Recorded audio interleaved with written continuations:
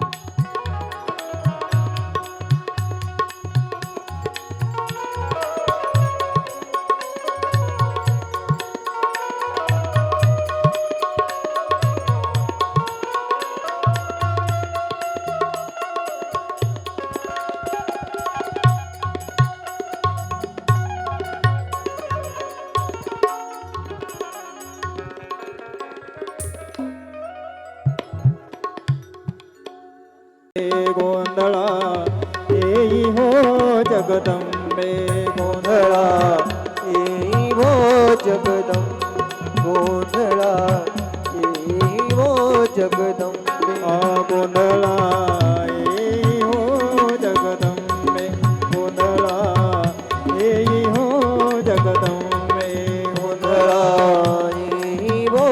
जगदंबे गोंधळाई हो जगदंबे मोळा पिठा तू गंबे मोळा पिठा तू गंबे तू गंबे तू गंबे गोंधळा येई हो जगदंबे गोंधळा येई हो जगदंबे गोंधळा येई हो जगदंबे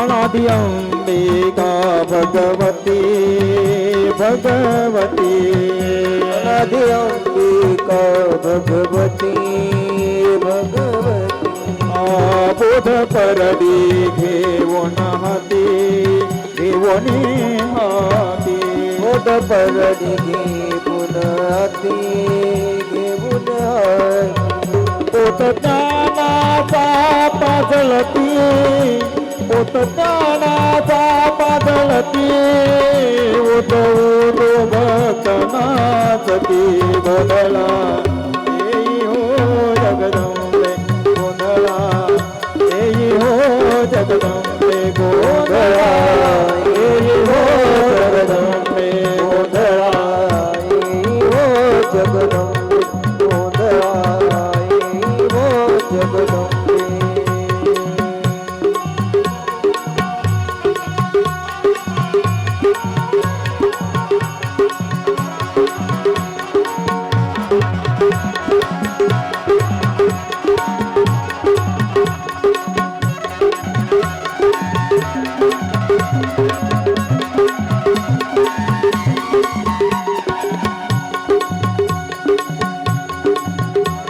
वसिष्ठ सुख गोंधळी सुख गोंधळी रास वसिष्ठ सुख गोंधळी सुख गोंधळी नाचताती सोहम मेळी सोहम मेळी नाचताती द्वैत भाव विसरणे बळी द्वैत भाव विसरणे बळी खेळती अंग तुझे गोंधळी गोंधळा येई हो जगदंबे गोंधळा येई हो जगदंबे गोंधळा येई हो जगदंबे गोंधळा येई हो जगदंबे गोंधळा येई हो जगदंबे गोंधळा येई हो जगदंबे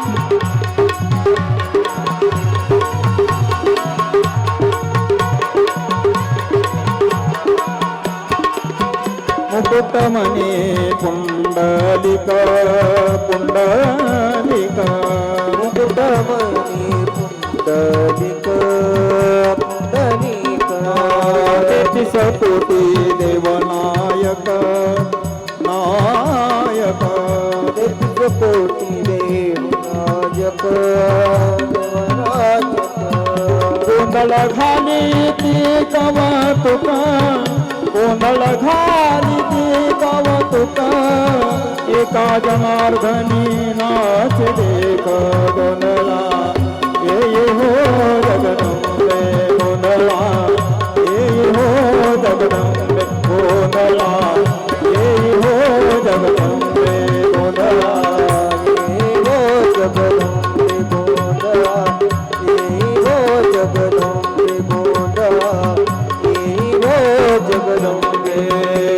मोरा पिठा तू गंबे मोरा पिठा तू गंबे तू गंबे तू गंबे गोंधळा येई हो जगदंबे गोंधळा येई हो जगदंबे गोंधळा येई हो जगदंबे गोंधळा येई हो जगदंबे गोंधळा येई हो जगदंबे गोंधळा येई हो जगदंबे गोंधळा येई हो जगदंबे.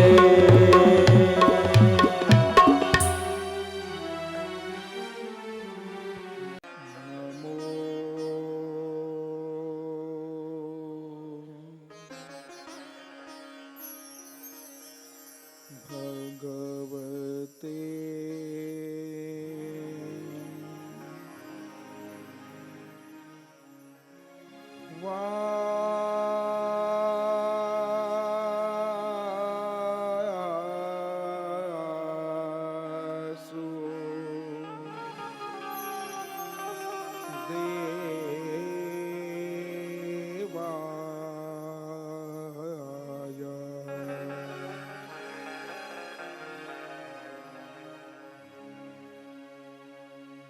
वंशी विभूषित करानवनीरदाभा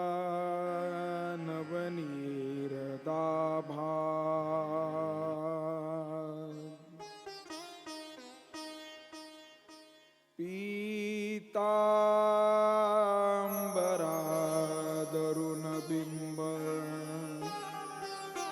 फलाधरोष्टा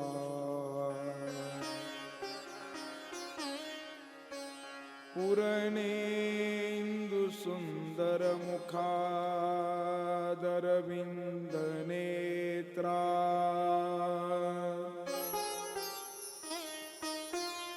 कृष्णात् परं किमपि तत्त्व अहं न जाने.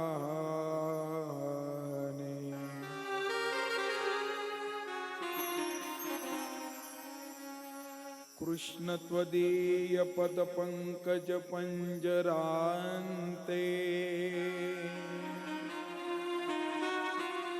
आद्यैव मे विशतु मानस राजहंसा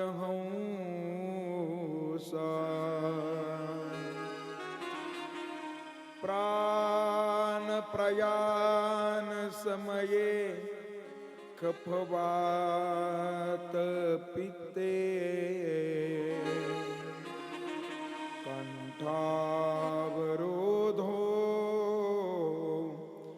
स्मरणं कुतस्ते. वक्रतुंड महाकाय सूर्यकोटि समप्रभ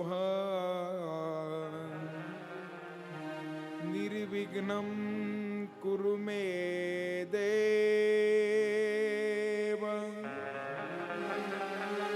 सर्वकार्येषु सर्वदा. शुक्लां ब्रह्मविचार सार परमामद्यां जगद्व्यापिनी वीणा पुस्तकधारिणी मदभयदां जाड्यान्धकारापहाम्. हस्ते स्फाटिकमालिकां विदधति पद्मासने संस्थितां वन्दे त्वां परमेश्वरीं भगवती बुद्धिप्रदां शारदाम्.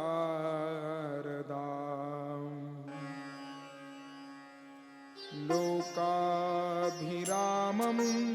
रणरङ्गधीरं राजीवनेत्रं रघुवंशनाथं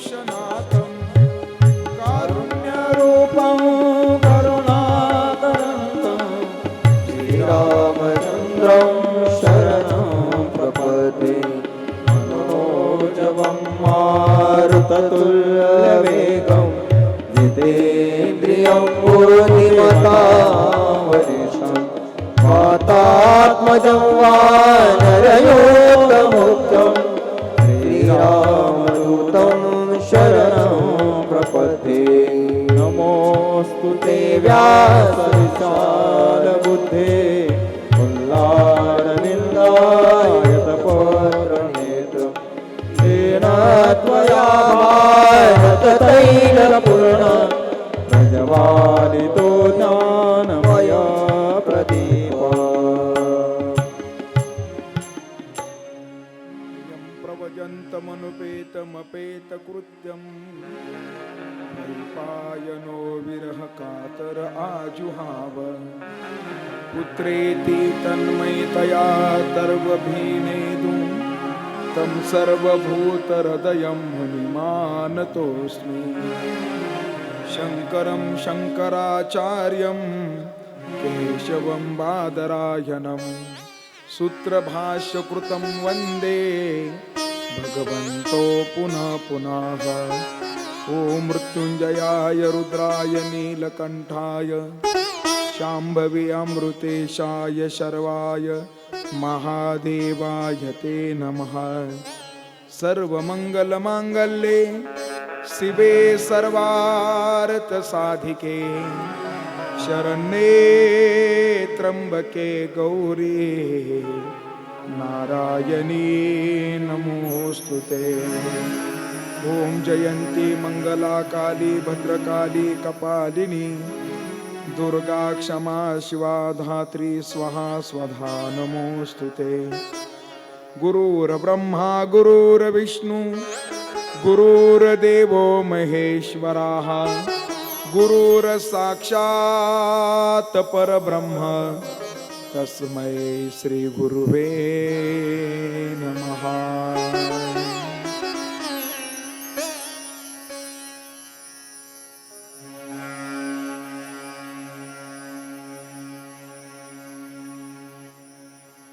राधा तू मेरी स्वामिनी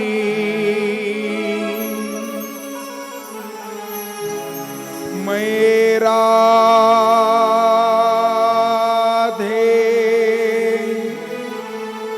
तेरा दास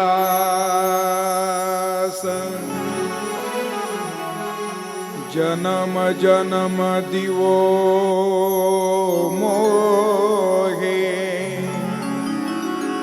श्री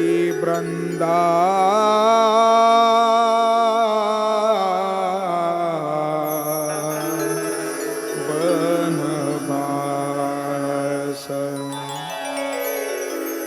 हे राधा तू बड़ भागिन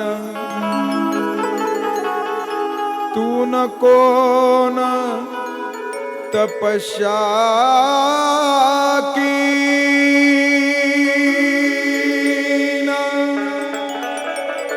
तीनों लोगों का तारन हारन जो तुम्हारे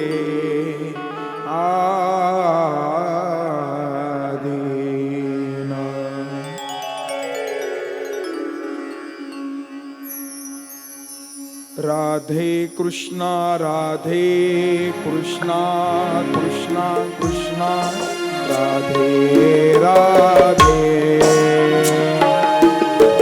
राधे श्यामा श्याम श्याम राधे राधे राधे कृष्णा कृष्णा कृष्णा राधे राधे राधे श्याम श्याम श्याम राधे राधे राधे कृष्णा कृष्णा कृष्णा राधे राधे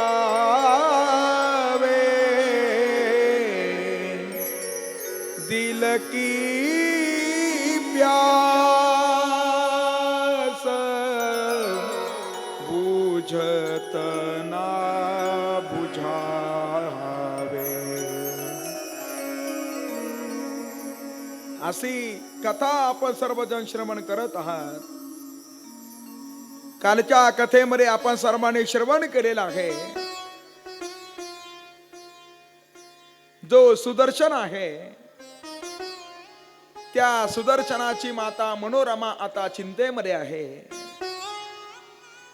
कारण त्या मनोरमेला माहिती आहे युद्धाजीत तो माझ्या लेकराला मारण्यासाठी टपून आहे. आणि आता माझा बाळ म्हणतोय मी आता त्या स्वयंवरासाठी जाणार आहे. त्यावेळेला मनोरमेनं आपल्या मुलाला बोलावलं आणि अशा सुदर्शनानं आता मनोरमेचं दर्शन घेतलं आणि त्या मातेनं आता आपल्या लेकराला आशीर्वाद दिला. बरं काय आशीर्वाद दिला?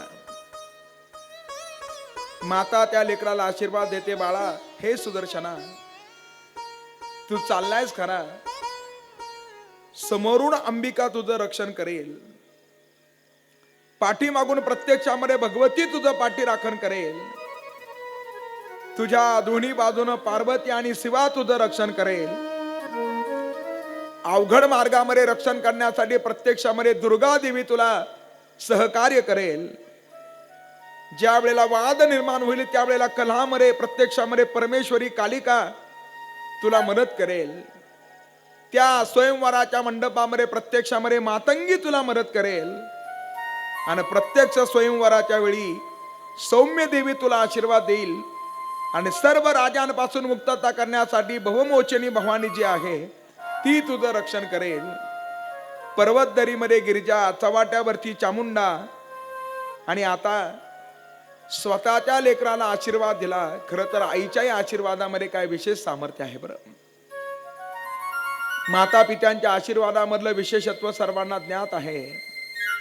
आणि असं ज्या वेळेला मनोरमेनं आता सुदर्शनाला आशीर्वाद दिला त्या सुदर्शनानं स्वतःच्या मातेचं दर्शन घेतलं आणि आता दोघही आसारे हे माता आणि पुत्र रथामध्ये बसून आता वाराणसीच्या दिशेने निघालेले आहे. बरं आणि ज्या वेळेला ते तेथे वाराणसीमध्ये पोहोचले सुबावनं त्यांचं यथोचित सन्मान केलेला आहे. अनेक राजे त्या ठिकाणी हजर आहे.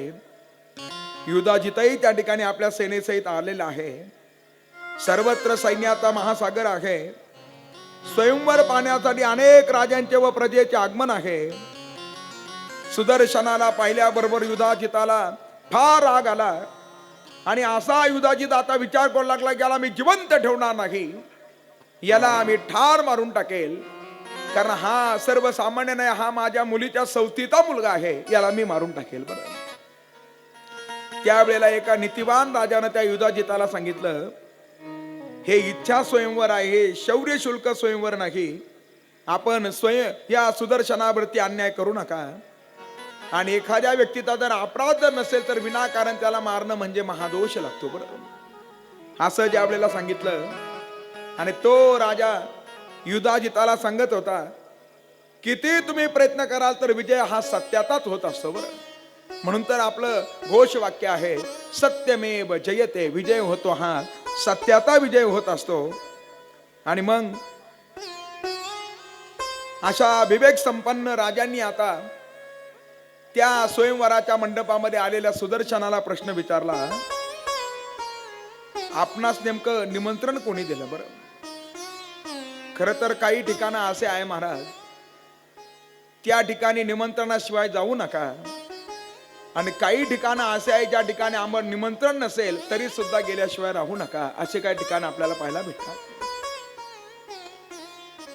एखाद्याचा वैयक्तिक कार्यक्रम असेल आणि त्या वैयक्तिक कार्यक्रमामध्ये जर त्यानं आपल्याला जाणून बुजून जर निमंत्रण देण्याचं जर टाळलं असेल, अशा ठिकाणी आपण बिगर बोलवता जाऊ नका.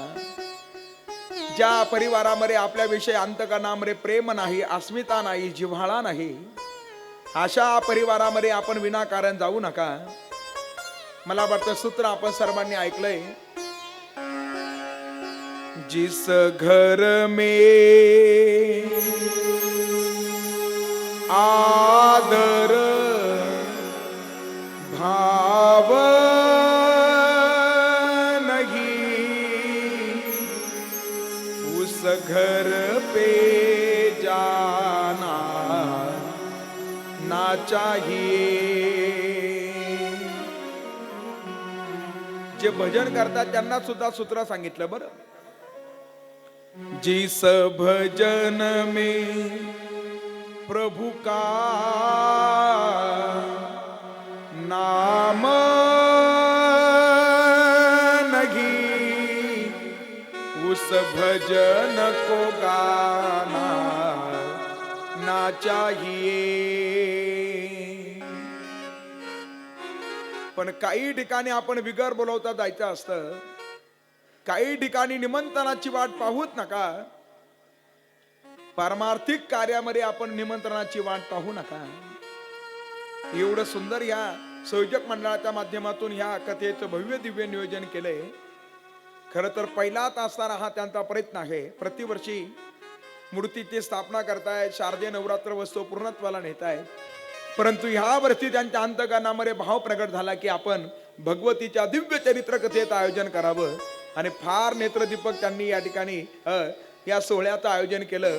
आणि तितकं सुंदर याचं खऱ्या अर्थानं आपण पाहतोय महाराज, इथं आल्यानंतर प्रत्येकाचं मन हे रमून जाते. एवढं दिव्य वातावरण ह्या मंडळाच्या वतीनं निर्माण झालेलं आहे.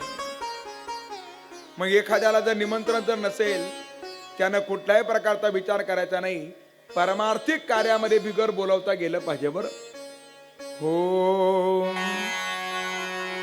तुका म्हणते थे न पाचारिता जावे, तुका म्हणते थे न पाचारिता जावे, तुका म्हणते थे पाचारिता जावे, तुका म्हणते थे पाचारिता जावे, तुका म्हणते थे न पाचारिता जावे, तुका म्हणते थे न पाचारिता जावे,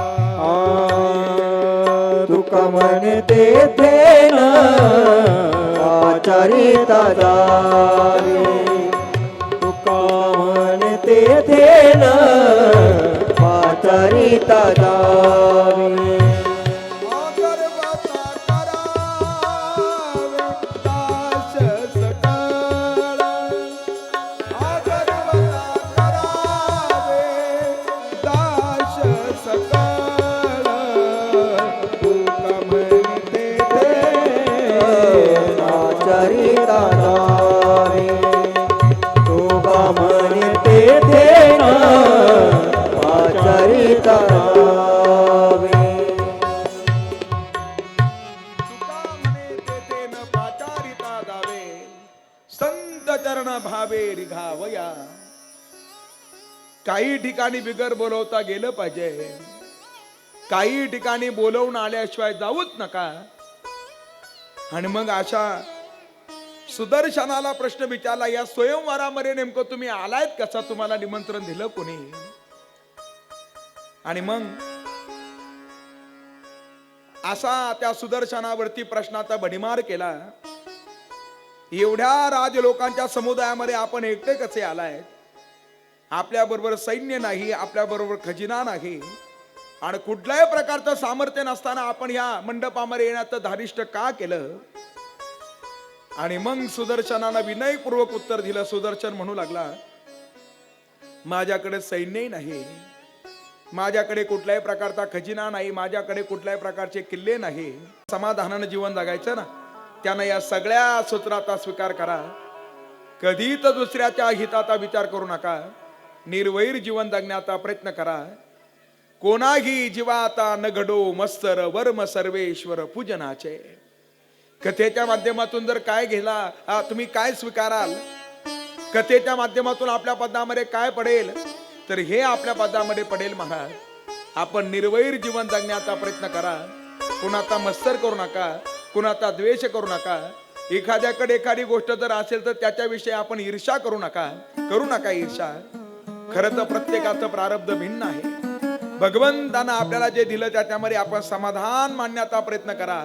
आहे त्या स्थितीमध्ये आपण सर्वांनी समाधान माना.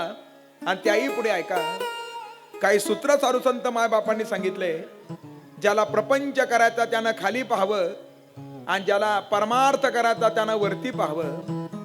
खाली पाहणं आणि वरती पाहणं म्हणजे काय? अरे जो साधा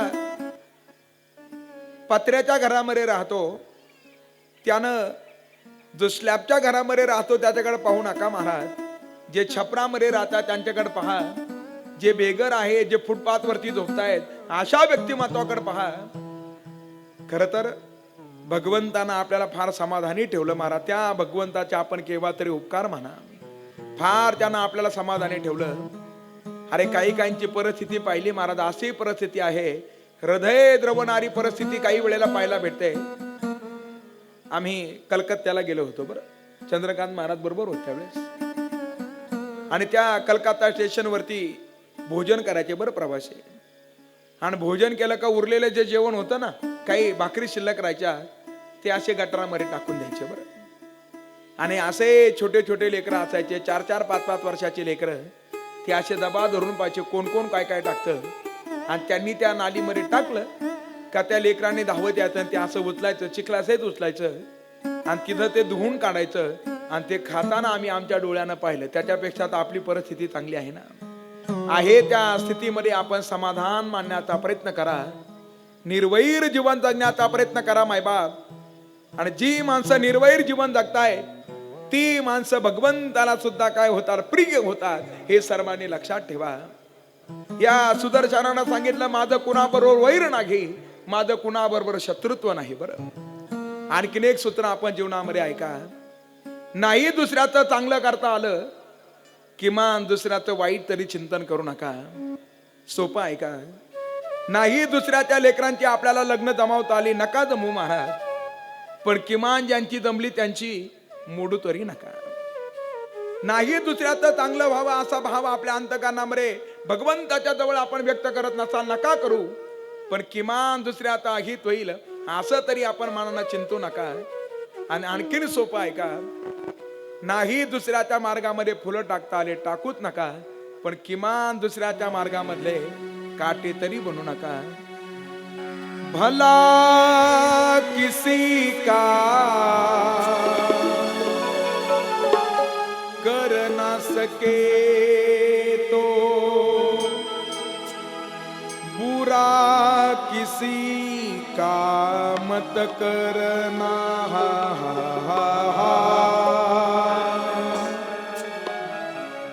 पुष्प नहीं बन सकते तो तुम काटे बन कर मत रहना. काटे बन कर मत रहना. ओ भला किसी का कर न सके तो बुरा किसी का मत करना. पुष्प नहीं बन सकते तो काटे बन कर मत रहना. काटे बन कर मत रहना. बन न सके भगवान अगर तुम कम से कम इंसान बनो. नहीं कभी सैतान बनो तुम, नहीं कभी हैवान बनो.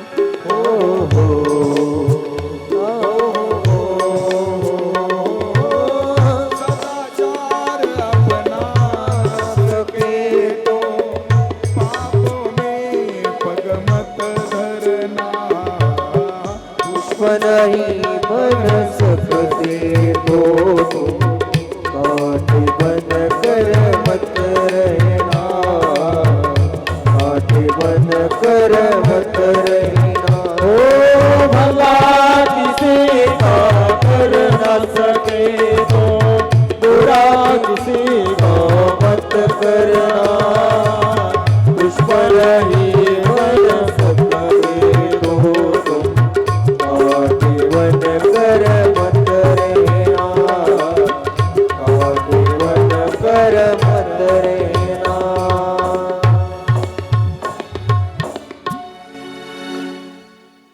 घर ना किसी का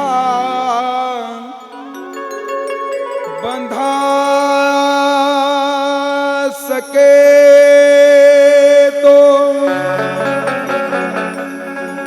झोपड़िया न जला देना।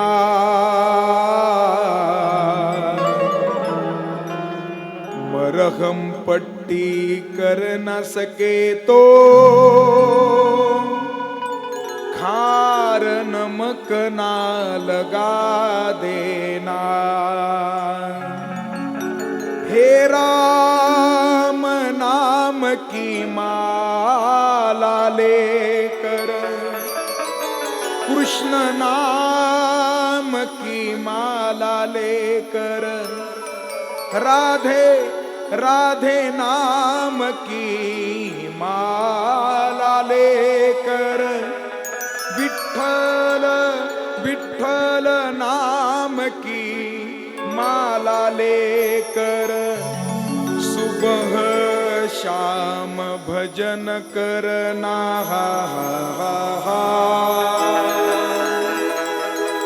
पुष्प नहीं बन सकते तो तुम काट बन कर मत रहना।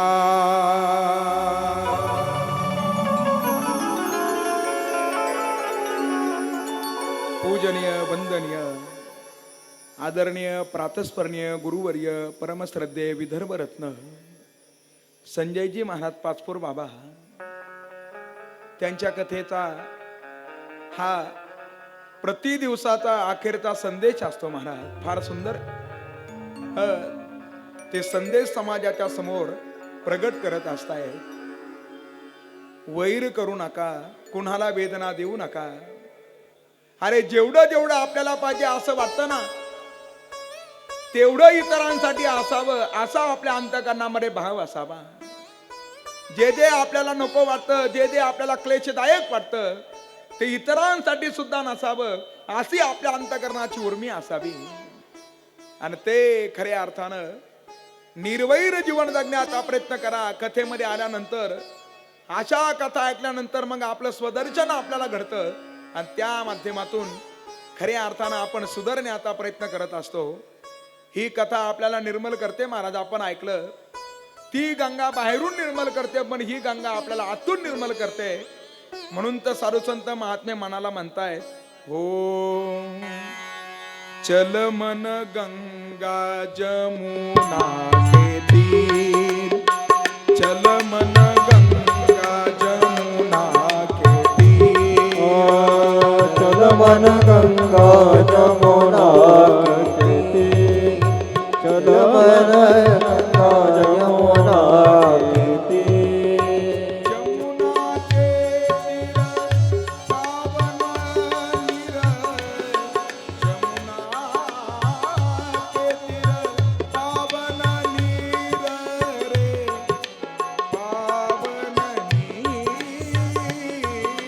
रे, चल मन गंगा जमुना के तीर, चल मन गंगा जमुना के तीर, चल मन गंगा जमुना के तीर.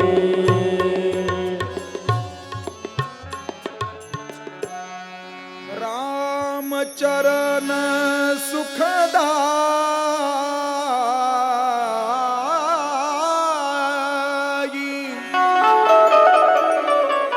राम चरण सुखदाई रे, राम चरण सुखदाई, चल मन गंगा जमुना के तीर. या कथारूपी गंगेमध्ये डुबकी मारून आपण आपलं मन शुद्ध करण्याचा प्रयत्न करा. निर्वैर जीवन जगा. आणि असा सुदर्शन सांगू लागला, माझं कुणाशी वैर नाही, माझं कुणाशी शत्रुत्व नाही. फकीर वेगळे आणि फकीरा वेगळे. बरं, असो असणार. फकीर कुणाला म्हणतात? फकीर जिसको किसी की फिकीर नहीं उसको क्या बोलते? फकीर बोलते. त्या फकीराचं सुद्धा वर्णन एका गीतामध्ये फार सुंदर केलं. वाह वाह रे मौज फकीरादी, वाह वाह रे मौज फकीरादी, वाह वाह रे मौज फकीरादी, वाह वाह रे मौज फकीरादी, वाह वाह रे मौज फकीरादी, वाह वाह रे मौज फकीरादी, वाह वाह रे मौज फकीरादी, वाह वाह रे मौज फकीरादी, वाह वाह रे मौज फकीरादी, वाह रे मौज फकीरादी, वाह वाह रे मौज फकीरादी,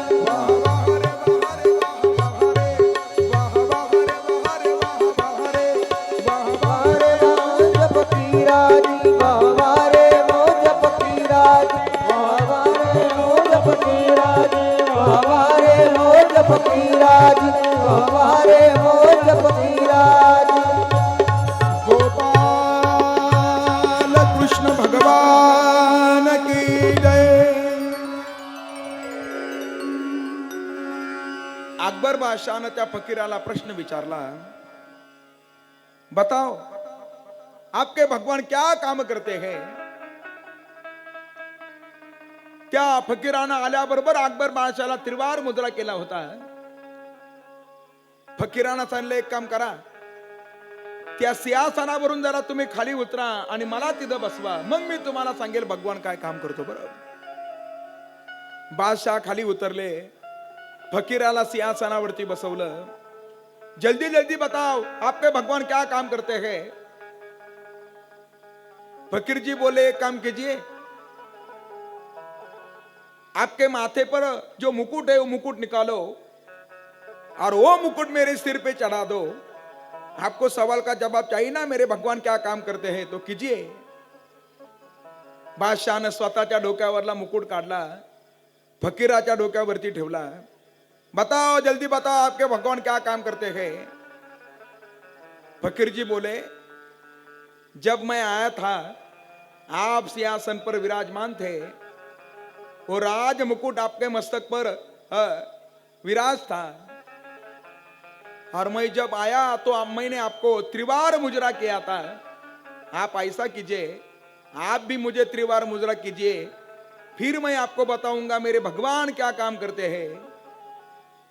अकबर बादशाह इधर उधर देखने लगे. बिरबल जी उधर थे. बिरबल जी बोले, आपको सवाल का जवाब चाहिए ना, तो कीजिए मुद्रा. आणि अशा फकीराच्या समोर आता अकबर बादशाहने त्रिवार मुद्रा केला आणि पुन्हा प्रश्न विचारला, जल्दी बताओ आपके भगवान क्या काम करते हैं. फकीर हंसने लगे. अभी भी आपके ख्याल में नहीं आया, जब मैं यहाँ आया था आप सिंहासन पर थे, राज मुकुट आपके मस्तक पर था, अभी बाजू बदल गई, जो मुजरा कर रहा था वो अभी सिंहासन पर है और राज मुकुट उनके माथे पर है, और जो सिंहासन पर बैठा था वो अभी मुजरा कर रहा है. हमारे भगवान हे काम करते. क्या काम करते हैं? यहीच काम करते हैं. राजाचा रंक आणि रंकाचा राजा. हो तुका म्हणे आले समर्थाचे माना, जरी होय राणा रंक द्याचा. तुका म्हणे आले समर्थाचे माना, जरी होय राणा रंक द्याचा. दोष याती नवी तारिकाची, अवधीला पायी बोलिया.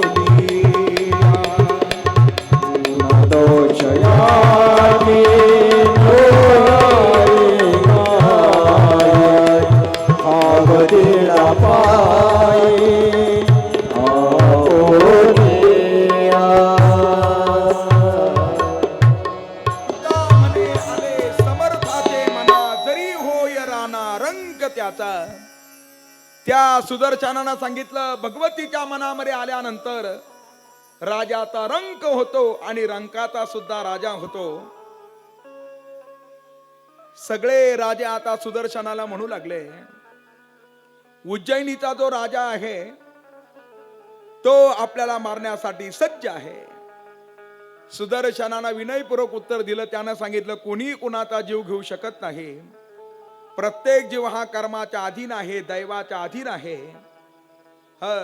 3 प्रकारचे कर्म सांगितले, संचित कर्म, प्रारब्ध कर्म, त्यानंतर असा क्रियमान कर्म, असं 3 प्रकारच्या कर्माचं वर्णन करून सांगितलं. ज्याचा काळ आणि वेळ आला नसेल त्याला देव सुद्धा मारू शकत नाही बरं. आणि ज्याचं भरलं त्याला कितीही प्रयत्न करा त्याला कोणी वाचू शकत नाही बरं. अशी एक घटना घडली म्हणे. मुंबईमध्ये घटना घडली.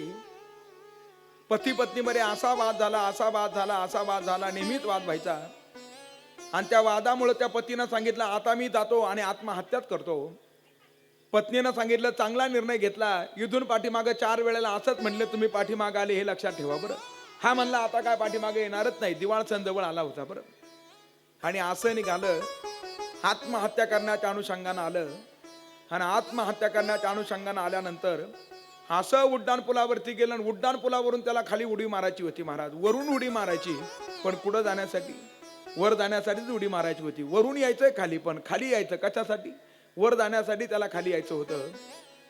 त्यानं विचार केला, महाराज कदाचित एवढ्या वरून जर उडी मारली तर मी फक्त जखमी होऊ शकतो. आपण डोकं लावू, आपलं डोकं रस्त्यावरती आपटलं पाहिजे, म्हणजे आपला मृत्यू होईल. आणि असं उलट झालं. त्यानं वरून उडी मारली महाराज. असं खाली येत होतं. आणि खालून एक भैया मेथीच्या भाजीची विक्री करण्यासाठी निघाला होता. मुलांना सांगून निघाला होता, मी तुमच्यासाठी फटाके घेऊन येतो, खाऊ घेऊन येतो. आणि नेमकं हे मासे वरून खाली येत होते आणि ते खालून चाललेले होते. अहो, यांचं चेंडू सारखं डोकं कशावरती आदळलं, त्या भाजीवरती आदळलं आणि काहीच झालं नाही. 6:30 वाजता ज्यांनी घर सोडलं होतं, अरे 7:30 वाजता पुन्हा चहा घ्यायला घरी पोहोचले. पण जे बिचारा खालून चाललं होतं ना भाजी घेऊन, एवढा मोठा लोड वरून आल्यामुळे खाल्ल्याचा मृत्यू झाला महाराज. दृष्टांत संपला. ज्याचं भरलंच नाही त्याचा मृत्यू होत नाही. आणि ज्याचं समीप आलं त्याला कोणीही वाचू शकत नाही. काळानं मरण निश्चित केल्यानंतर कोणीही त्याला वाचू शकत नाही. त्यांनी सांगितलं, माझे तासारे वडील ध्रुव संधी ज्यांचं नाव, ते वनामध्ये गेले होते. आणि आज वनामध्ये गेल्यानंतर सिंहा करून त्यांचा मृत्यू झाला. म्हणून मला वाटतं ज्या वेळेला मृत्यू ठरलेला आहे तो त्याचा मृत्यू होणार आहे. म्हणून उज्जैनीचा राजा युधाजिताकडून मला घाबरण्याचं कुठल्याही प्रकारचं कारण नाही. पूर्वी केलेल्या चांगल्या तथा वाईट प्रत्येकाला कर्माचं पण हे भोगावंच लागत असतं. त्या युधाजिताबरोबर माझं कुठल्याही प्रकारचं वैर नाही. म्हणून मला सैन्य आणण्याची गरज नाही. भगवतीच्या आदेशानं मी स्वयंवर पाहण्यासाठी आलेलो आहे. सर्व राजे आपल्या स्वस्थानावरती बसलेले आहे. आता दुसऱ्या दिवशी स्वयंवराचा मंडप दिलेला आहे. सर्वजण त्या ठिकाणी आता उपस्थित झालेले आहे. सर्वांना उत्सुकता आहे महाराज, कुणाचं भाग्य उजळणार, कुणाचं भाग्य उजळणार. आणि आता शशिकलेच्या आगमनाची तयारी झाली. त्या शशिकलेचा शृंगार केला होता. दिव्य अलंकार, रेशमी वस्त्र, मोहच्या फुलाची माळ तिच्या गळ्यामध्ये टाकली होती. आणि आता सुभाऊनं आपल्या मुलीला विनंती केली, शशिकलेला, जो वर तुला योग्य वाटेल त्याच्या गळ्यामध्ये तू वर मला घाल बरं. शशिकला धर्मशास्त्र सांगू लागली बरं. खरं तर स्त्रीनं एकच पती पाहावा, दुसऱ्याच्या नजरेला नजर न द्यावी. आणि खऱ्या पतिव्रतेनं दुसऱ्याच्या नजरला नजर जर दिली तर तिचं सतीत्व नष्ट होतं, असं देवी महापुराण आपल्याला सांगते बरं. स्वयंवरामध्ये मला अनेक राजांच्या नजरा सहन कराव्या लागतील. माझं सुदर्शनाबरोबर विवाह करण्यामध्येच कल्याण आहे बाबा. काया वाचा मनानं मी आता सुदर्शनाचा स्वीकार केलेला आहे. आणि भगवतीनं मला स्वप्नामध्ये त्याच सांगितलंय, मी सुदर्शनाचा स्वीकार करावा. आता तुम्ही मला सुदर्शनापासून वेगळं करू नका. आणि आता सुभाऊच्या समोर मोठा पेच प्रसंग निर्माण झाला. काय करावं? आणि तो सुभाऊ त्या स्वयंवराच्या मंडपामध्ये गेला आणि सर्वांना सांगू लागला, माझी मुलगी स्वयंवरासाठी तयार नाही. आपण माझ्या पूजेचा आणि मी सर्वांसाठी तयार केलेल्या भोजनाचा स्वीकार करून आपल्या घरी आपण निघून जावं. आणि हे शब्द ज्या वेळेला युधाजितानं ऐकले, युधाजित क्रोधायमान झाला. अरे, सर्वांना निमंत्रण पाठवलंस आणि आता सर्वांना तू उपमर्द करून तुझी मुलगी तू बहुतेक सुदर्शनाला देण्याचा विचार करत आहे आणि हा तुझा असारा विचार हा अडाणीपणाचा आहे आणि तुझी मुलगी जर माझ्या नातवाला जर नाही मिळाली तर तुझ्या सहित सुदर्शनाला मी ठार मारून टाकतो, असा आता युधाजित बोलू लागला. लवकरात लवकर तुझ्या मुलीला या मंडपामध्ये घेऊन ये आणि तिला सांगावं सुदर्शना व्यतिरिक्त कोणी राजपुत्र तिनं पसंत करावा. युधाजिताचं वक्तव्य ऐकून सुभाऊ आणि त्याची पत्नी आता घाबरले महाराज. मुलीच्या जवळ गेले आणि अशा शशिकलेला विनंती करू लागले. शशिकलेने सांगले, एक काम करा, माझा विवाह सुदर्शनाशी लावून द्या. रथातून आम्ही राजधानीतून बाहेर निघून जातो, मग काय होईल ते होईल. मग त्या वेळ प्रसंगी मृत्यूचा जरी स्वीकार करण्याची वेळ आली तरी चालेल आणि मग अशा वेळेला भगवती आमचं रक्षण करेल. ती भगवती तिची आमच्यावरती निस्सीमासी कृपा आहे, म्हणून तर आम्ही हा विवाह करत आहोत. बरं, आता सर्वांना सांगा उद्या स्वयंवर होणार आहे, रात्रीतून माझं लग्न लावून टाका. बरं, असं ठरलं महाराज. सुभाऊनं सर्व राजांना सांगितलं स्वयंवर उद्या होईल. सर्व राजे आपल्या निवासस्थानावरती गेले आणि एकांत स्थानामध्ये विवाहाची तयारी झाली महाराज. वेद परांगत असणारे भूदेव त्या ठिकाणी हजर आहे. सप्तपदी झाली, विवाह संपन्न झाला आणि आता सुभाऊकडून जावयाला काही गोष्टी भेट देण्यात आल्या. सुवर्ण अलंकारानं युक्त अशा 100 दासी त्यावेळेला भेट देण्यात आल्या. बरं, 200 घोडे झुपलेले रथ आता त्या सुभाऊनं आपल्या जावयाला भेट दिले. पर्वताप्रमाणे शरीर असणारे 125 हत्ती दिलेले आहे. शस्त्रधारी 100 सेवक दिलेले आहे. 2000 लढाऊ घोडे दिलेले आहेत. 300 उंट दिले. धान्याचा साठा रत्न 200 गाड्या भरून दिले महाराज. एवढं आपल्या मुलीसाठी दिलं. बरं, कन्यादान करण्याची पद्धत आहे ना, किती कन्यादानामध्ये दिलं पहा. आणि असे सुभाऊ आता मनोरमापर्यंत आले, जी मनोरमा म्हणजे सुदर्शनाची आई आहे. आणि अशा त्या मनोरमेला सांगू लागले. मनोरमेनं ज्या वेळेला सुभाऊला पाहिलं, मनोरमा म्हणू लागले, अहो तुमची मुलगी माझ्या मुलाला देऊन तुम्ही आमचा सन्मान केलेला आहे. खरं तर अनेक मोठे मोठे राजे या ठिकाणी उपस्थित आहे. सगळ्यांचा तुम्ही विरोध स्वीकारून निर्धन असणारा माझा मुलगा, वनवासी असणारा माझा मुलगा, ज्याच्याकडे सैन्य नाही, माझ्या मुलाला तुम्ही कन्या दिलेली आहे. आणि आता सुभाऊनं सांगितलं, माझं सर्व राज्य मी तुम्हाला देतो, याचा स्वीकार करा. मला फार तर फार सेनापती म्हणून राहू द्या, आपण वनामध्ये राहणं उचित नाही. बरं, मनोरमेनं सांगितलं, नाही, आम्हाला हे तुमचं नको, हे तुमचं तुम्हालाच राहून द्या, आपले राज्य आपणाच असू द्या. माझा मुलगा, मला माहिती आहे भगवतीची जर त्याच्यावरती कृपा झाली तर अयोध्येचं राज्य तो पुनश्च मिळवल्याशिवाय राहणार नाही. आम्हाला निरोप द्या. आणि आता यांना निरोप द्यायचा. आणि हा झालेला सगळा प्रकार युधाजिताला कळाला महाराज. आणि अशा युधाजितानं विचार केला, आपण आता त्या सुदर्शनाचा आणि त्या शशिकलेचा मार्ग अडवून त्यांना ठार केलं पाहिजे.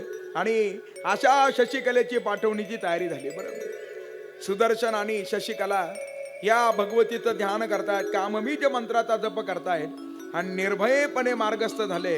आणि अशा युधाजितानं आपल्या बरोबर शत्रुजिताला सुद्धा घेतलं आणि दोघं जण आता युद्धाच्या तयारीमध्ये आहे. बरं, सुभाऊ आता स्वतःच्या जावयाच्या सोबत निघालेला आहे आणि आता घनघोर संग्रामाला प्रारंभ झाला महाराज. आणि असा प्रारंभ होत असताना एकाएकी अशी वीज चकाकली, अशी वीज चमकली गेली आणि ती वीज चमकल्याबरोबर प्रसंग असा घडला. सिंहावर बसलेली भगवती प्रत्यक्षामध्ये त्यांच्या समोर प्रगट झाली. आणि ती अलंकारला युक्त आहे, पुष्पमाळ तिच्या गळ्यामध्ये धारण केलेले आहे, नाना प्रकारचे शस्त्र तिच्या हातामध्ये आहे. सर्वांचे डोळे दिपून गेले. त्या भगवतीनं सिंहावरती बसलेले आहे. त्या सिंहगर्जना सर्वांच्या कानावरती येऊ लागली. हाती आता घाबरे होऊ लागले. युधाजितानं सुदर्शनावरती बाणाचा प्रहार केला. आणि ज्या वेळेला हा युधाजित सुदर्शनावरती बाणाचा प्रहार करू लागला त्यावेळेला भगवतीला फार वाईट वाटलं. आणि अशा भगवतीनं क्रोधायमान होऊन त्या युधाजितावरती आता शरवर्षा सुरू केला. युधाजित आणि शत्रुजिताचा त्या माध्यमातून उद्धार झाला महाराज. आणि अशा दोघांचाही उद्धार झाला. आणि सर्वजण आता त्या भगवतीची स्तुती करू लागले आणि सर्वजण तिला त्या ठिकाणी आळवतात महाराज. प्रेमानं तिचं चिंतन करत होते.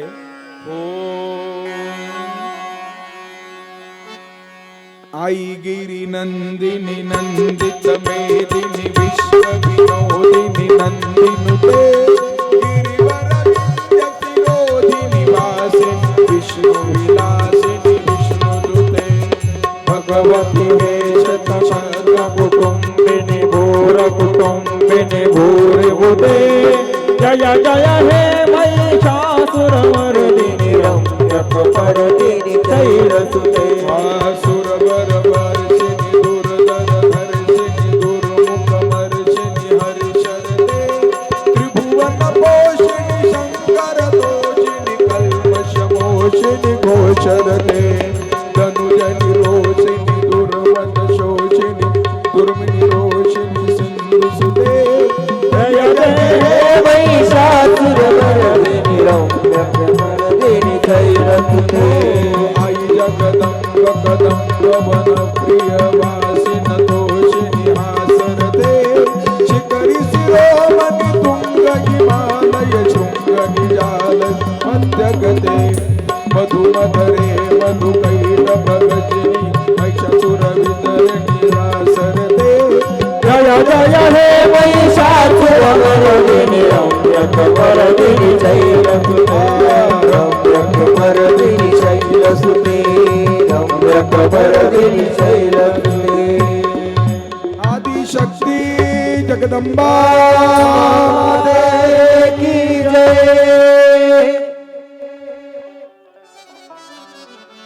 त्या जगदंबेनं सुदर्शन आणि त्याची असणारी पत्नी लीलावती यांना संकटातून बाहेर काढलेला आहे. आणि आता भगवती त्यांच्यावरती प्रसन्न आहे आणि प्रसन्न झालेली भगवती म्हणते काहीतरी वर मागा. सुबाऊ होता तो सुबाऊ आता भगवतीच्या समोर गेलेला आहे आणि अशा सुबाऊनं भगवतीला विनंती केली म्हणे आपण दुर्गा देवी नाव धारण करावं आणि ह्यात नगरीमध्ये आपण वास्तव्याला राहावं आणि ह्या नगरीमध्ये वास्तव्याला राहून सर्वांचं मंगल करावं. आणि अशा देवीनं आता सुदर्शनाला वर दिला आणि सुदर्शनाला वर देऊन देवी आता गुप्त झालेली आहे. सर्व राजांकडून सुदर्शन आणि शशिकलेचं कौतुक झालेलं आहे. सुदर्शनानं लहान वयामध्ये बीजमंत्र श्रवण केला होता, रात्रंदिवस त्याचा जप केला होता. त्याचा परिणाम असा झाला की भगवतीची त्याच्यावरती कृपा झाली महाराज. अशा या भगवतीच्या महात्म्यामध्ये भगवतीच्या ह्या दिव्य अनेक कथा आपल्या समोर साधुसंत मायबापांनी वर्णन करून सांगितला. आणि तो सारा सुदर्शन आता आवरपुरीमध्ये आला आणि तो सुदर्शन आवरपुरीमध्ये आल्यानंतर सर्वांना आनंद झाला. आणि अशा आनंद झालेल्या सगळ्या नगरीनं आता त्यांना पुन्हा आपल्या राजमहालामध्ये नेलं. त्याची आसारी सावत्र माता तिची सांत्वना आता सुदर्शनानं केलेली आहे. आणि मग आता जनमेजयाने प्रश्न विचारला.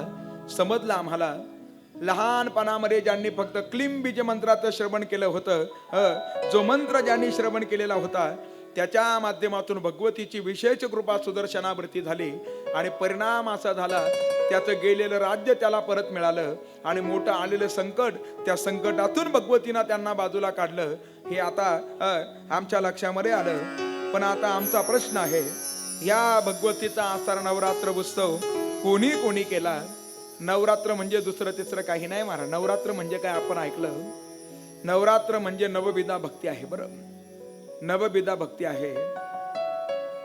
रोज एक एक माळ आपण काय केली पाहिजे? भगवतीला अर्पण केली पाहिजे. बरं, आपण म्हणतो ना पहिली माळ, दुसरी माळ, तिसरी माळ. मला वाटतं अनुक्रमे आज कितवी माळ आहे? 7वी आहे ना का 8वी आहे? कितवी आहे? कितवी आहे? ठरवून घ्या तुमच्या कितवी आहे. कितवी आहे? 8व्या क्रमांकाची आहे ना. काल 7वी होती. बरं, ज्या अर्थी आज 8वी आहे याचा अर्थ कालची 7वी आहे. बरं, असं असणार आहे. एक एक माळ आपण काय केली पाहिजे? भगवतीला समर्पित केली पाहिजे आणि ती नवविधा भक्ती आपण आपल्या जीवनामध्ये उतरवण्याचा प्रयत्न केला पाहिजे. मी सांगितलं महाराज कथेमध्ये एक दिवस, केवळ आहारामध्ये बदल करणं म्हणजे नवरात्र उत्सव साजरा करणं असं नाही महाराज. आपण एक एक माळ भगवतीला अर्पण करा. श्रवण, कीर्तन, विष्णू स्मरणम, पाद सेवनम, अर्चनम, वंदनम, दास्यम. सांगितलं ना त्या ठिकाणी आत्मनिवेदनम नावाची त्या ठिकाणी भक्ती सांगितली. दास्यम, सख्यम आणि आत्मनिवेदनम अशी नवविधा भक्ती सांगितली. म्हणून हे नवरात्र अनेकांनी केलं महाराज.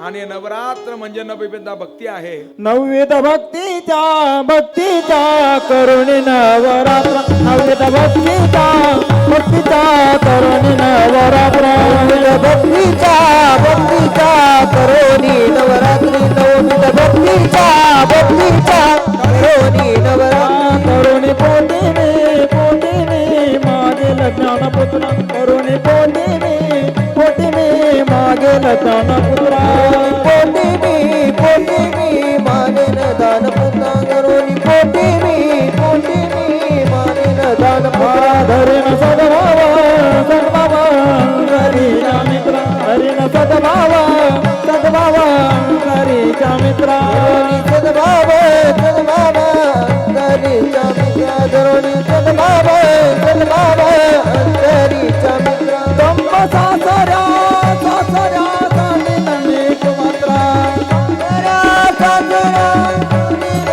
ओ दंब सासऱ्या साने नको पात्रा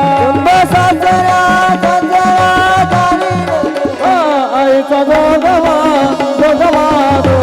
मागेना आईचा जोगवा मागेना आईचा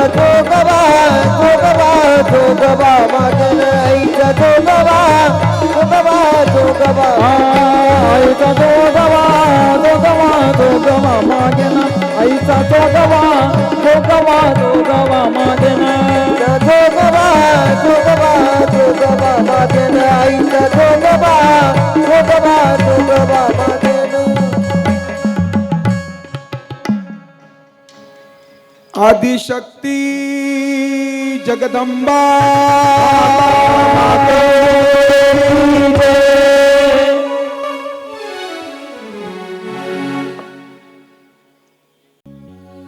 ती तासारे भगवती विटेवर उभी आहे आणि साधू संत महात्मे विटेवर असणाऱ्या परमात्म्याला सुद्धा साथ घालताय. ते आई म्हणूनच साथ घालताय.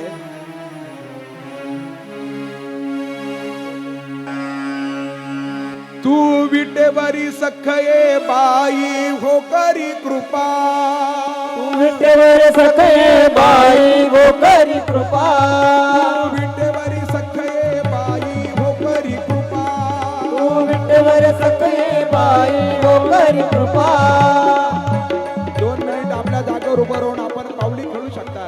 आपल्या जागेवर उभं राहून पावली खेळू शकता. बरं हे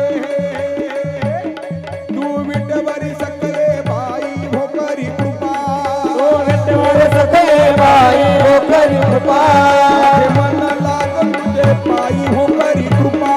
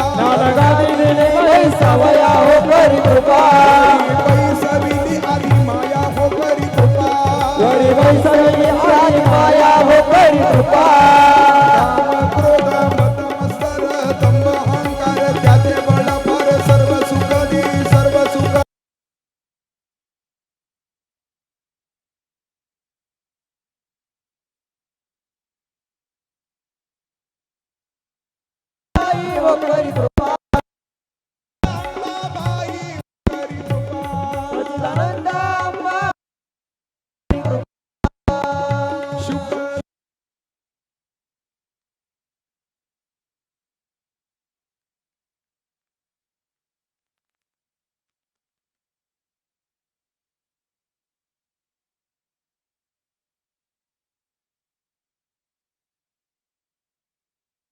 दाते प्रेम कल्याणे हो करी कृपा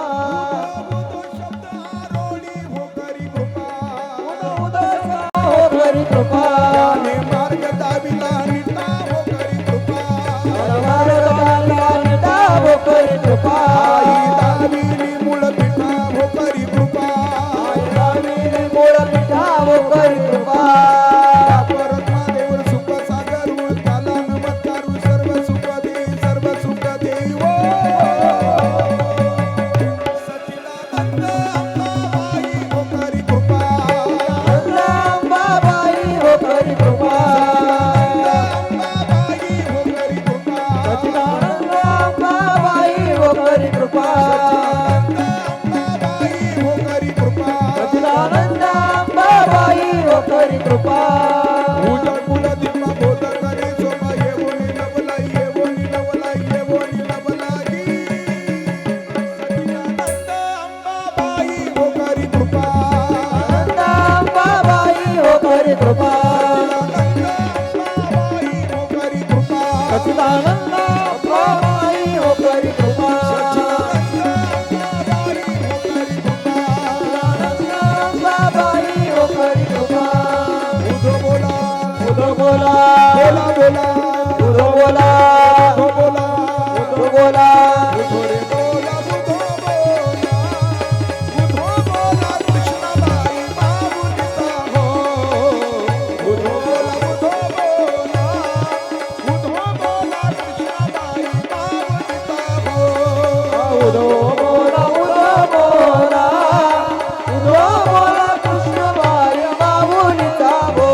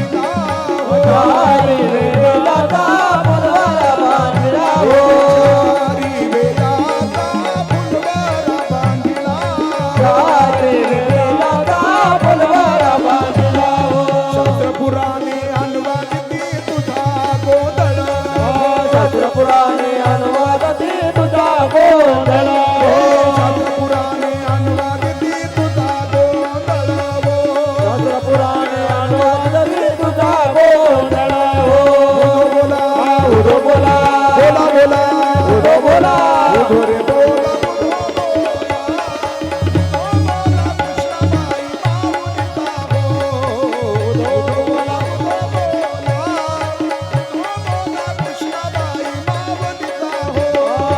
उदो बोला उदो बोला कृष्णबाई बाबुलिता हो उदो बोला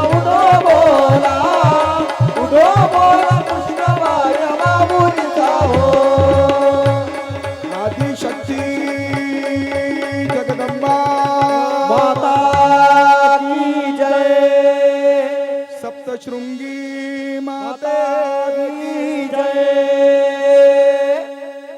से दाटी हो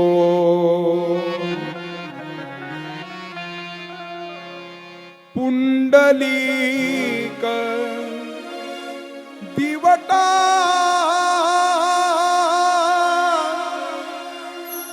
शोभे वाळवंटी हो. सर्वांच्या टाळीचा आवाज आला पाहिजे. उंच हात करून सर्वांनी टाळी वाजवा. अरे एका जनार्दनी अंबा उभी कर ठेवोनी कटी हो. एका जनार्दनी अंबा उभी कर ठेवोनी कटी हो. जनार्दनी अंबा उभी कर ठेवोनी कटी हो. एका जनार्दनी अंबा उभी कर ठेवोनी कटी हो. उदो बोला उदो बोला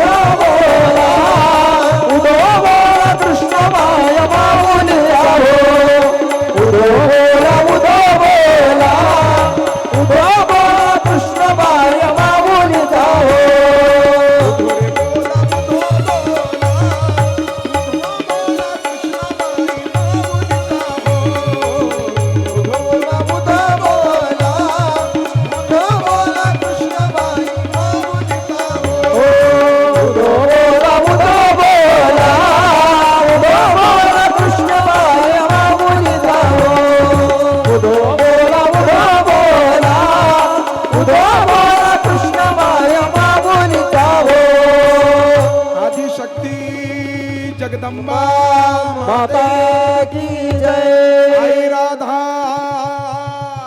उदे उदे एकदा श्रुतू वर्गात आवाज आला पाहिजे. आई राधा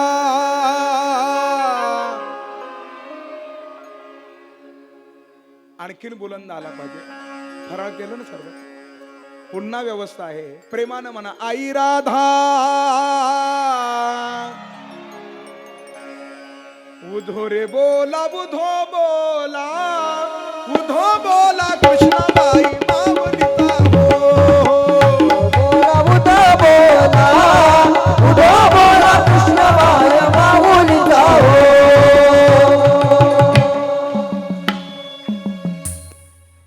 जनमेजयांनी व्यासदेवांना प्रश्न विचारला.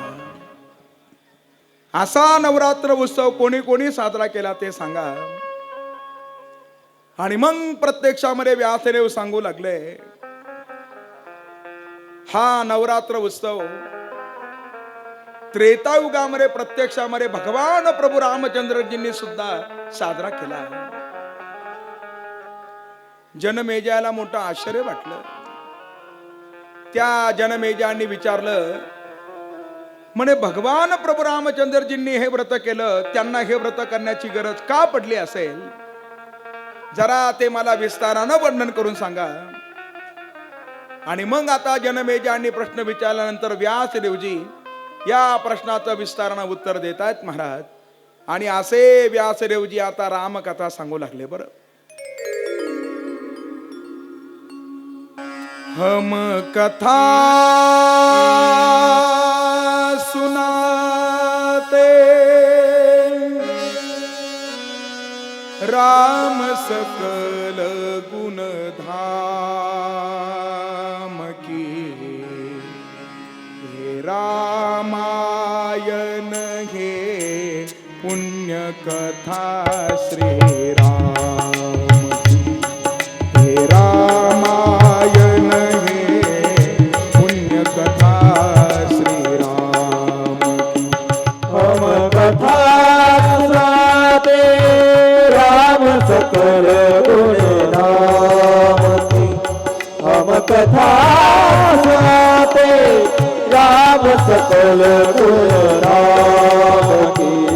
हे रामायण हे पुण्य कथा श्री राम की.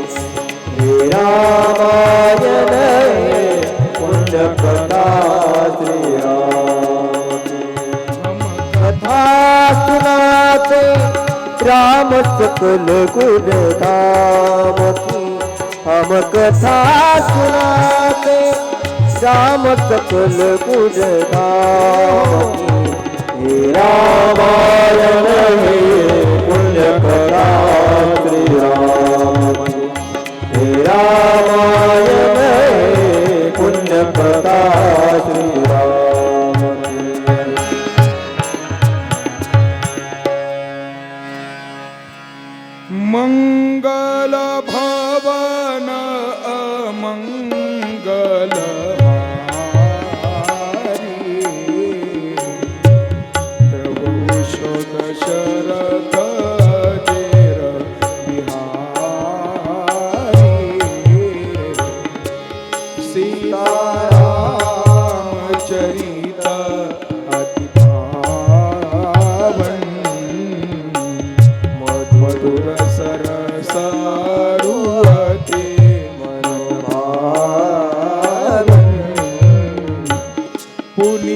नीति तने सुनिए सुनाए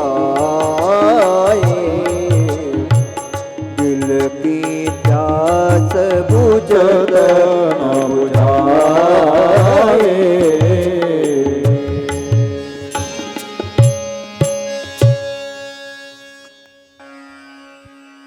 भगवान प्रभू रामचंद्रजींची दिव्य कथा व्यासदेवजी आता जनमेजयाला वर्णन करून सांगत आहे. ज्या भगवान प्रभू रामचंद्रजींचं प्राकट्य झालं अवधपुरीमध्ये, अवध तथा त्याला म्हटलं जातं अयोध्या. अवध ज्याचा केव्हाही वध होत नाही अशी असणारी भूमी त्याला म्हणायचं अवध. आणि अयोध्या ज्या भूमीमध्ये युद्ध संभवत नाही त्या भूमीला म्हटलं जातं अयोध्या. आपणही असणार अशा भूमिकेवरती जा जिथं कुणाबरोबर वाद नाही, कुणाबरोबर भेद नाही, कुणाबरोबर मत्सर नाही. ती भूमिका म्हणजे त्या ठिकाणी अयोध्या रूपी असणारी भूमिका. आणि अशी भूमिकेवरती तो जाऊन विराजमान झालाय. त्याच्या हृदयामध्ये जगाचा नायक राम रूपानं खऱ्या अर्थानं काय होतो, उपस्थित होतो. हा त्या पाठीमागला भाव आहे. ती जी अयोध्या आहे ना, उत्तर प्रदेशामध्ये आहे. त्या उत्तर प्रदेशामध्ये अनेक असणाऱ्या गंगा आहे, अनेक गंगा प्रवाहित आहे. पण त्यामध्ये शरयू नावाची गंगा आणि त्या शरयू नदीच्या किनाऱ्यावरती आबरपुरी आहे. बरं, फार सुंदर वर्णन केलं गदिमांनी गीत रामायणामध्ये. शरयू तीरा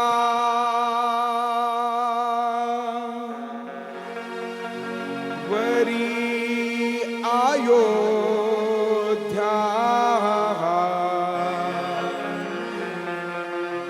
मनु निर्मित नगरी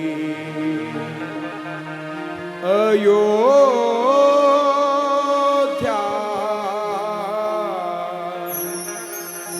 मनु निर्मित नगरी. त्या नगरीच्या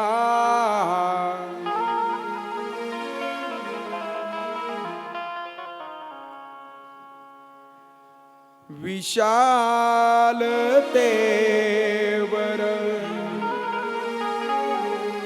उभ्या राहिल्या वास्तू सुंदर. मधुनी वाहते मार्ग समांतर. रतवाही गजपथिक चालती नटुनी त्यांच्यावरी अयोध्या मनु निर्मित नगरी. अशा अयोध्या नगरीचा राजा दशरथ आहे. सगळं काही राजा दशरथांच्या जीवनामध्ये प्राप्त आहे. पण एक शल्य राजा दशरथांच्या जीवनामध्ये आहे. ज्या राजा दशरथांच्या भार्या प्रमुख असणाऱ्या भार्या कौसल्या, सुमित्रा आणि असणारी कैकेयी.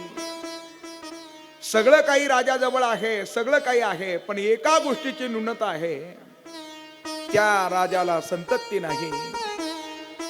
100 गोष्टी आपल्याकडे अनुकूल असू द्या, पण एक गोष्ट फक्त आपल्याकडे नसू द्या, त्या गोष्टीच्या चिंतनामध्ये 100 गोष्टीचा आनंद घेणं सुद्धा माणसं विसरतायत.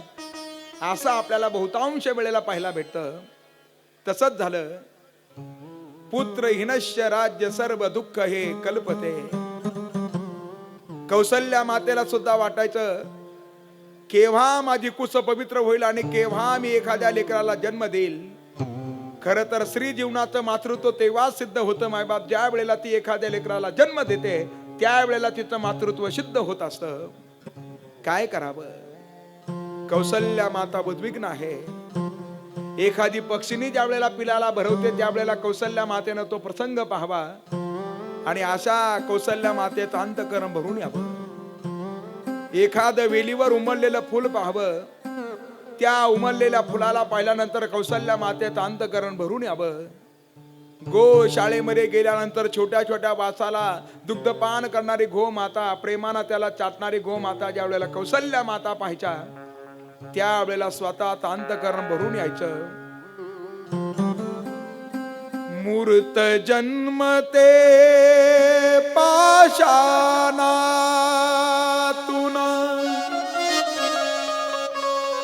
धिक्कार माझ्या जीवनाचा, माझ्यापेक्षा हा पाषाण सुद्धा चांगला आहे. त्या पाषाणातून मूर्तीची निर्मिती होते आणि मी संतती देण्यासाठी असमर्थ आहे.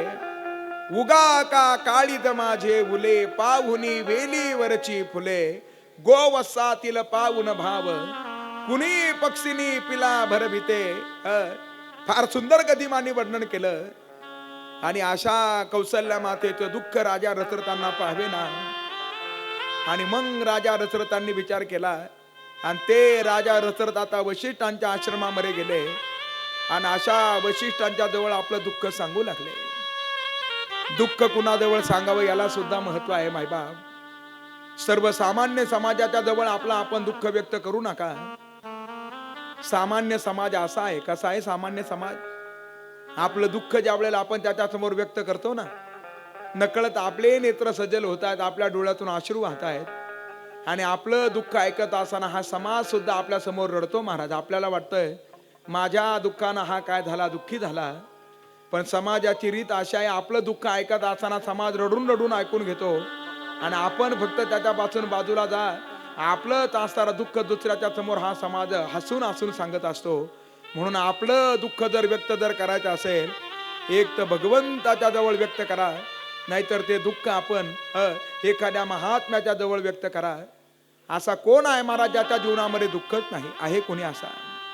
कोणाला कशाचं दुःख, कोणाला कशाचं दुःख?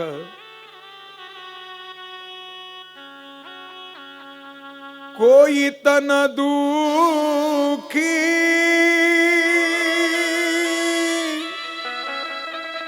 कोई मन दुखी,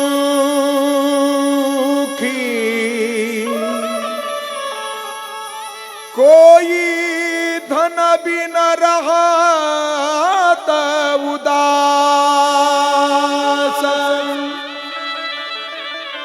थोड़े थोड़े सब दुखी, सुखी राम के दास.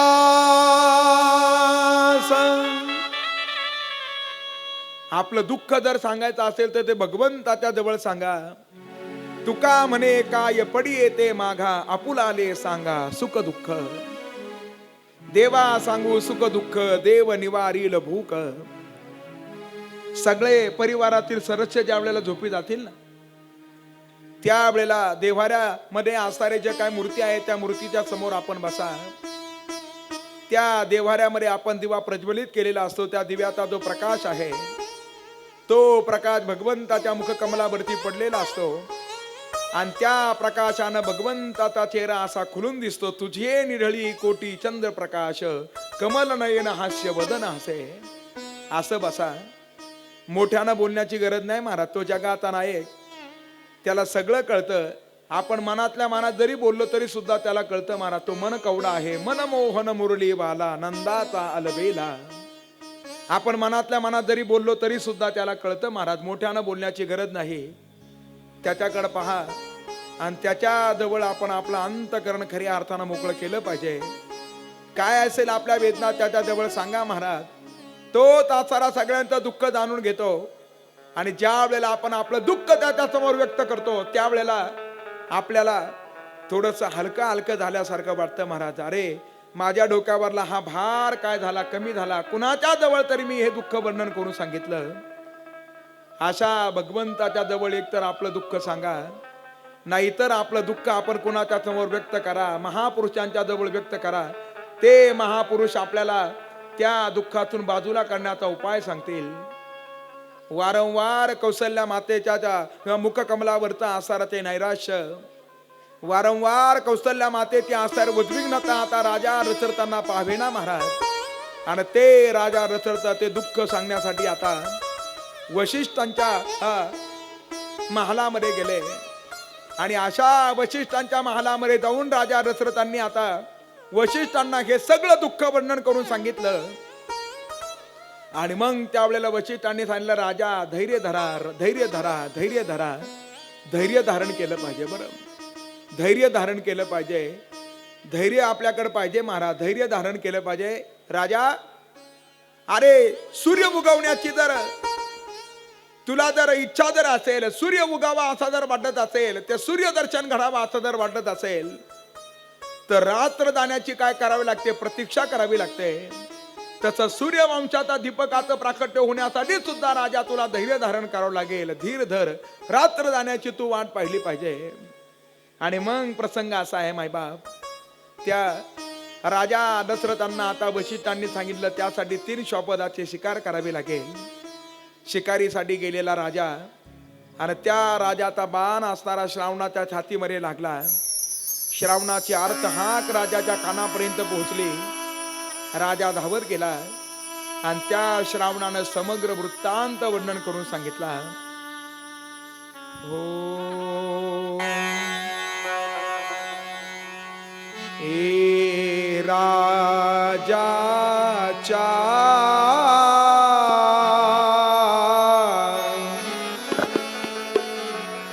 श्रवणी करुणा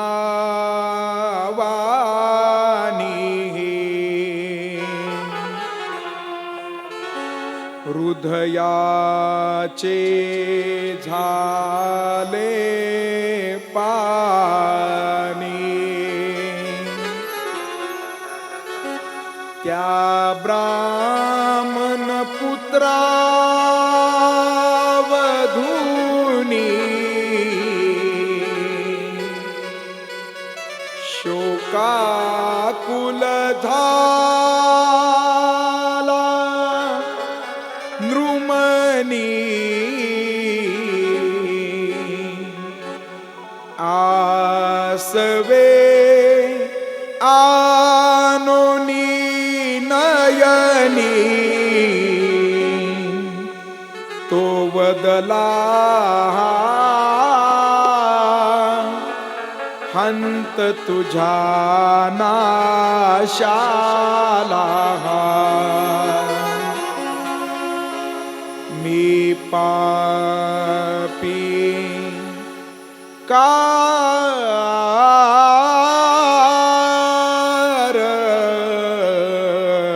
कारण बाळा शर आला तो धावून आला काळ. विवळला श्रावण बाळ शर आला तो धावून आला काळ. विवळला श्रावण काळ.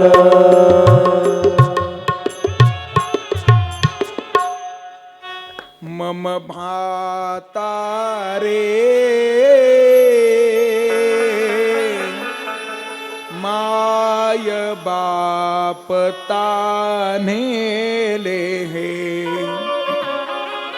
तरु खाली असतील बसले कावड त्यांची घेऊन मी काशीला. चाललो तीर्थयात्रेला.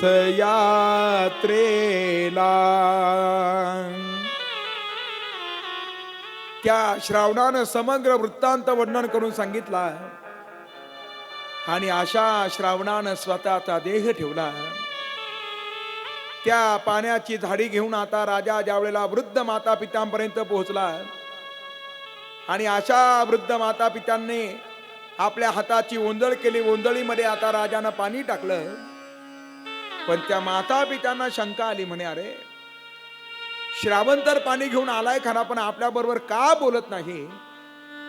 आई म्हणू लागली, बाळा का बोलत नाही तू? जरा हे पाणी आणत असताना तुला मला वाटतं फारच वेदना झाल्या असाव्या, म्हणून तू आमच्याशी बोलत नाही.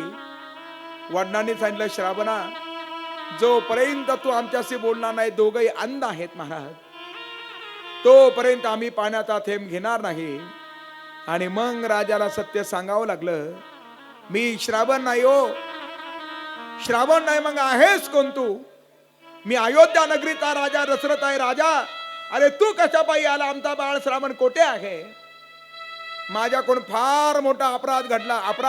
काय अपराध घडला? माझ्याकडून तुमच्या संसार रूपी वेलीवरती उमललेलं जे फूल होतं, ते फूल तोडण्याचा दुस्साहस माझ्याकडून झाला. माझ्याकडून बाळ तुमचा मारला गेला. ओंजळी मधलं पाणी टाकून दिलं. राजा, एकदा लेकराजवळ आम्हाला घेऊन चाल. ती कावड राजानं उचलली, श्रावणाच्या त्या पार्थिवाजवळ आणली आणि अशा श्रावणात मस्तक त्या मातेनं आपल्या मांडीवरती घेतलं. वडील त्याच्या अंगावरून हात फिरवत होते आणि त्या श्रावणाला उठवण्याचा प्रयत्न करत होते. बाळा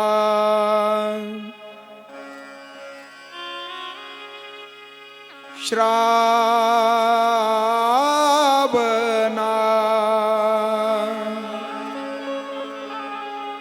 बाळा श्रावणा,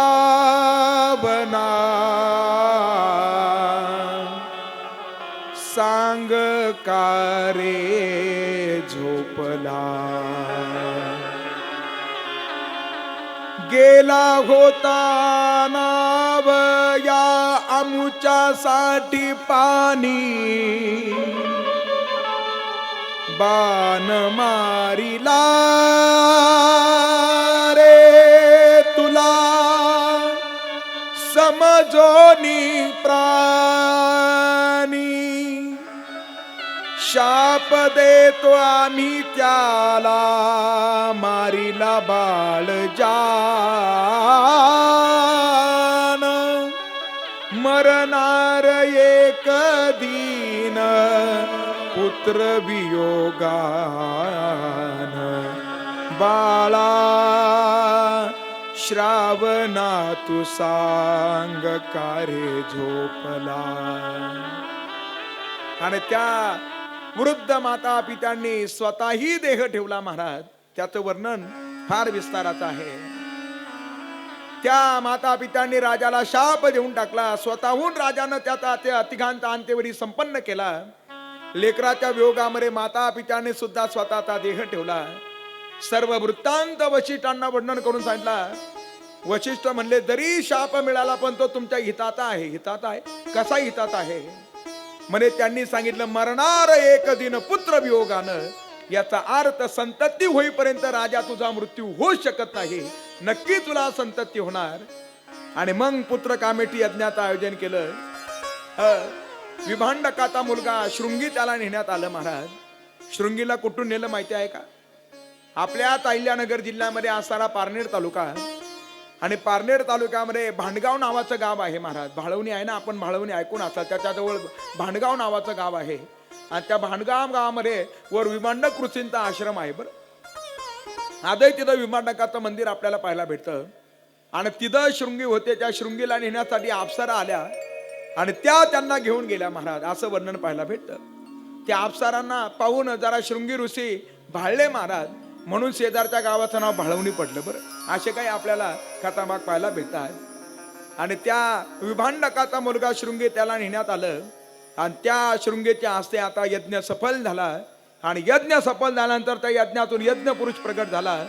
आणि तो यज्ञ पुरुष आता दशरथ राजांना म्हणतोय, दशरथा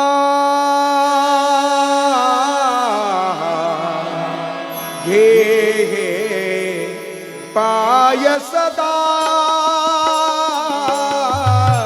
पाय सदा, पाय सदा, पाय सदा.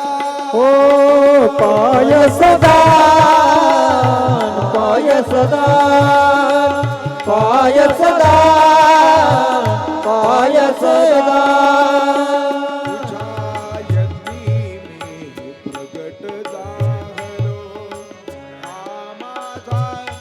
सन्मान दशरथा दशरथा घे पाय सदा पाय सदा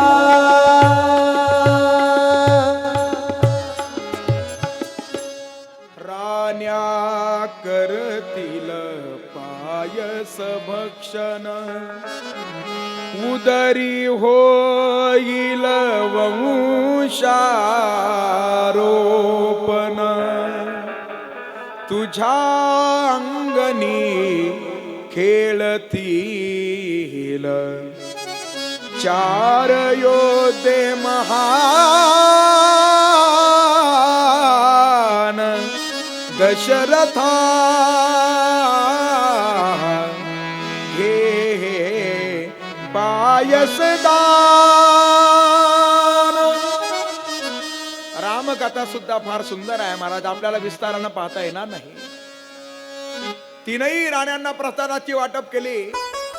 कशी वाटप केली ऐका. त्याचे दोन भाग केले. जसं गोस्वामीजींनी रामायणामध्ये सांगितलं तसं मी तुमच्या समोर सांगतो. 1 रुपयाला किती आणे म्हटलं जातं? किती आणे म्हणतात 1 रुपयाला? 4 आणे? हा 16 आणे म्हणतात. बरं 1 रुपयाला 16 आणे म्हणतात. त्याचे 2 भाग झाले महाराज. 8 आणे अधिक 8 आणे, बरोबर आहे ना? त्याच्यामधला अर्धा भाग खाण्यासाठी दिला. कुणाला खाण्यासाठी दिला? कौशल्या मातेला खाण्यासाठी दिला. बरं, उर्वरित असणारा अर्धा भाग शिल्लक आहे महाराज. म्हणजे किती आणे शिल्लक आहे? 8 आणे शिल्लक आहे. त्याचे 2 केले 4 अधिक 4. त्याच्यामधला असणारा एक भाग काय केला? 4 आणे भाग हा कैकेयीला खाण्यासाठी दिला. आणि उर्वरित असणारे जे 4 आणे होते त्याचे 2 भाग केले. 2 अधिक 2. एक कौशल्यकर दिला आणि कैकेयीला दिला. म्हणे तुम्ही दोघी जण सुमित्रेला द्या. असं गोस्वामीजींनी रामायणामध्ये वर्णन केलं. वेगळ्या वेगळ्या युगामध्ये वेगळ्या वेगळ्या पद्धतीनं घडत असतं. आणि मग आपल्याला सारुसंत मायबापाने सांगितलं त्या कैकेयीच्या हातामधलं त्या घारीनं झडपलेलं होतं. तेही आपल्याला कथा भाग पाहायला भेटतो.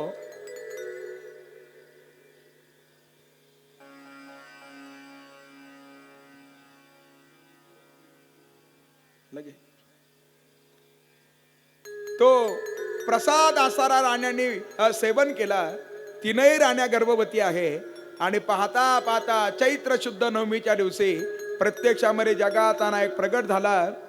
राम जन्मला सखे राम जन्मला, राम जन्मला सखे राम जन्मला, हो राम जन्मला सखे राम जन्मला, राम जन्मला सखे राम जन्मला.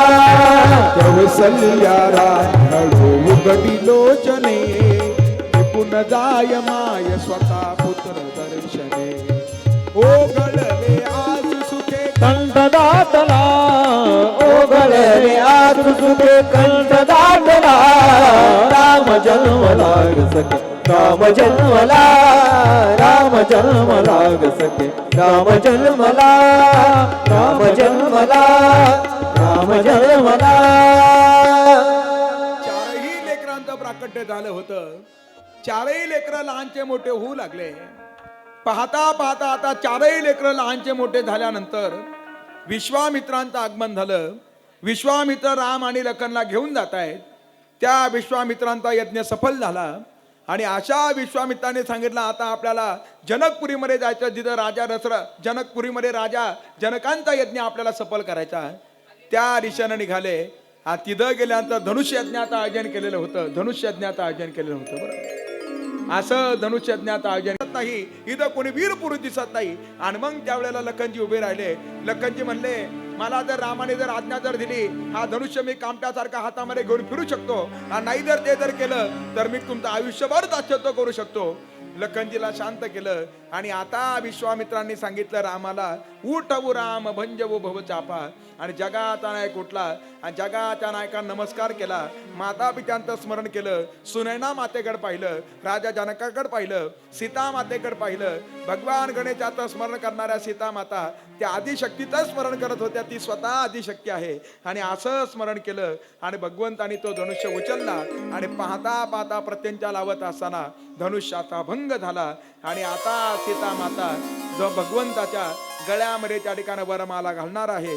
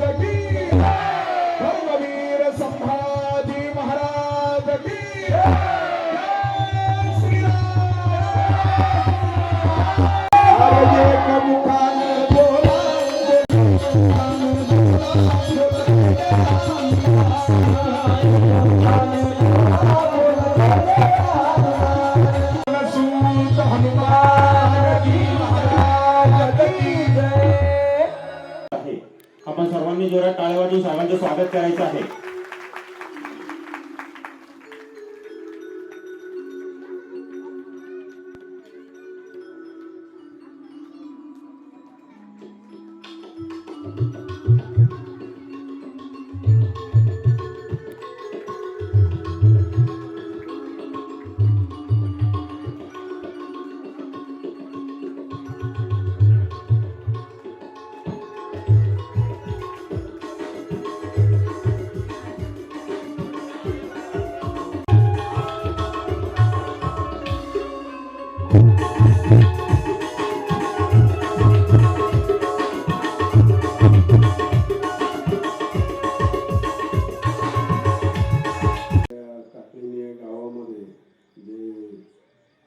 देवी भागवत सुरू केलेलं आहे.